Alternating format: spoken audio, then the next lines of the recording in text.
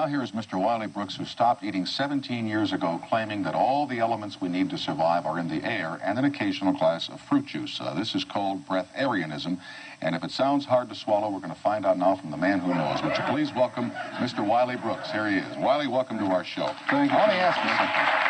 You haven't eaten for 17 years. You have not had a sandwich, a hamburger, hot dog, pretzel, a piece of roast beef, fish, vegetables, nothing for 17 years. Right. Well, let me explain what breatharianism is first, Okay. if I might.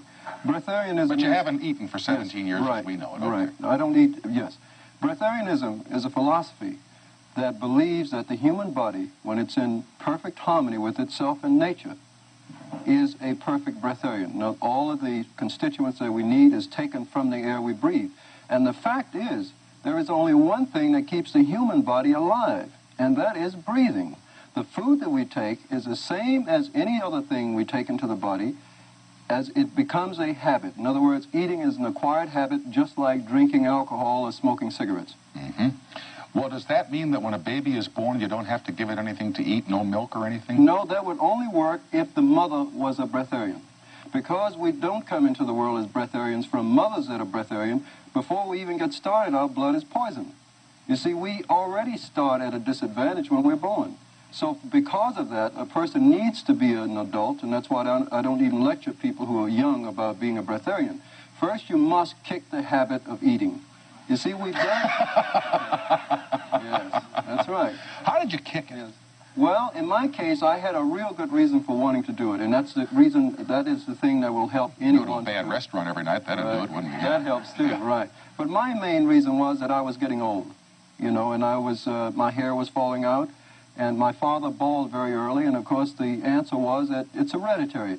And I hear that all the time. Every time a person stumps his toe, it's hereditary, you see. But I didn't accept that. So I did not want to get old. I was at 28 at the time, and I'm almost 50 now. Well, 46. So, and I decided... Let me tell you how you're killing me, saying, would you believe, Tom, I'm 97 years old. I said, holy cow, look at this guy, this is unbelievable, you know? Well, I like to say that sometimes, but the feeling is, and what I found to be an important thing to inspire people to look into this, is the fact that all of the things we've heard about, we must get old, and we must get weak. And I think I heard when I was a younger person that a man is twice a child and once a man. And that is not the case. When a person gets older and wiser, he should get younger. He should not die in an unhealthy body. And this is very important. The issue here is not whether I want to die early or whether I will live a long time or not, and that comes up all the time. But the quality of life that I live is the most important thing. And there is no way of having perfect health or perfect happiness without having perfect health. So, do you do a lot of deep breathing and things to get the whatever is in the air that's good for you into your system? No, I don't have to do that. And one of the reasons why I was insistent on finding out how the body worked is because I had always heard that the human body was created by the Creator in perfection. And obviously, if something is created perfect, there's nothing you can do to it but make it less perfect. And that's exactly what man has done. The body was created perfect. It needed nothing but the breath of life, which comes from the creative source, God or universal intelligence or whatever name you want to put on it. In that state, man was perfect, and all that we have done to it is that we have taken it from that perfect state to a lower point of consciousness. And that is why our environments and everything that is in our lives are where they are, because of the quality of our blood.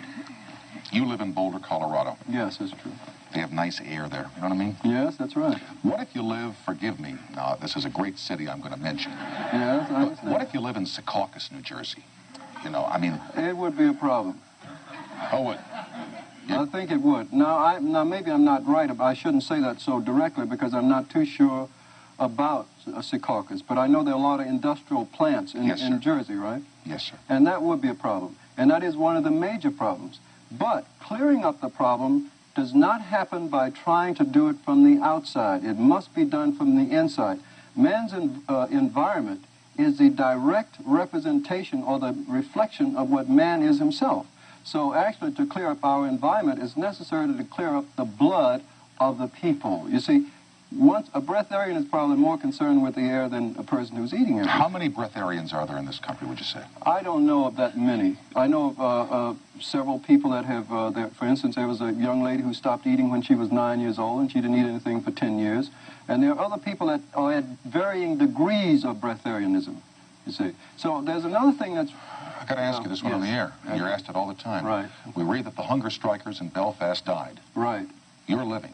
What's That's the right. difference? What's the difference? The difference is, very importantly, they wanted to die. And I get this in my lectures all the time, and people do not realize there is a big difference in a man stopping to eat who's trying to kill himself and a person who's not eating because he's trying to improve his health. You see? That is the difference. Health is the thing here. Breatharianism just happens to be a word that seems to be new, but it's been around as long as man has been here. But man has a choice of eating or not eating. I am not against eating, and one of the things I'd like to point out right away is I don't recommend fasting. Now, I know everybody thinks they should run out and stop eating, and I don't recommend that, because that is not the way to do it.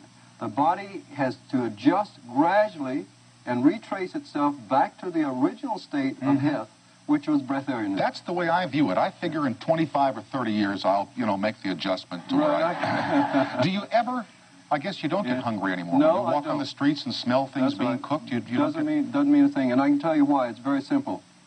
If we have an automobile, we have a gauge on it that says empty and full. If the automobile is full of gas, is there any need to put any more in it? No. So the meter says full. Same thing with me. Your meter's full. The appetite says one thing. That's right. The appetite says one thing. Your body is lacking energy to keep it balanced properly. Now, when you have satisfied that balance in your system by what other method you might use, the body has no appetite. So there's no reason to eat. I don't have a lot of time here, but what happens when somebody invites you out to dinner? No, I mean, eating is a social thing, too. You know what I mean? Absolutely. Tom, I'd like to point out here that is the most difficult thing about becoming a breatharian. It is, because not only is it, it's hard for a person to go out and do that, from my side, but even when I learned to cope with that, I found that I still had difficulty because everybody who knew me would feel guilty about eating all the time. And they shouldn't, because you're fine. Exactly. All right. Thank you for being with us tonight, Wiley. My pleasure. Keep going. Happy holidays to you. We will continue right after these announcements.